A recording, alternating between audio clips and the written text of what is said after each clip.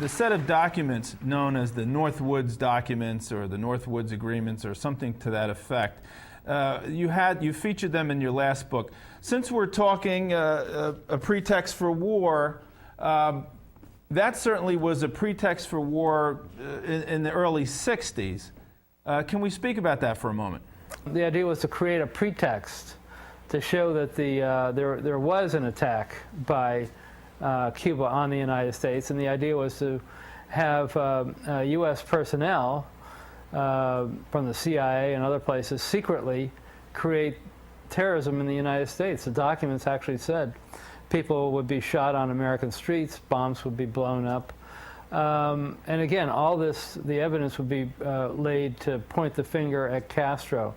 One other idea was they were going to, they had a very complex plan where they were going to take an aircraft and load it with CIA people that look like college students, fly it over to have it take off from an airport in Miami with a lot of publicity. And then it would quickly, after it got into the air, land at a secret CIA base. At that same time, an identical plane would take off from that CIA base, except this plane would be empty, and it'd be remotely piloted from the ground. It was a drone plane that would be very similar to the passenger plane that had just taken off.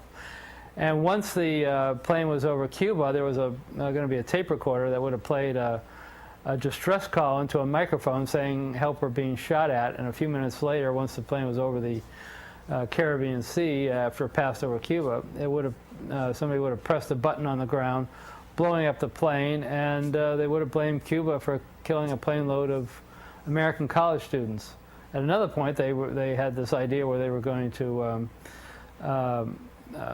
actually John Glenn was going to go into his first space mission around that same time, and part of the plan was that if Glenn's rocket accidentally blew up on liftoff, they were going to plant evidence making it look like that it was Cuban sabotage that blew it up. These were all outrageous plans. They made their way all the way up to Secretary of Defense McNamara. Actually, the plans were all signed by all members of the Joint Chiefs of Staff, and then they went up to McNamara, and McNamara rejected the plan, and that was the end of it. So it never got put into effect, but the fact that you can get all the members of the Joint Chiefs of Staff, the senior military officials in the U.S. government, signing off on a plan that outrageous is extraordinary to me.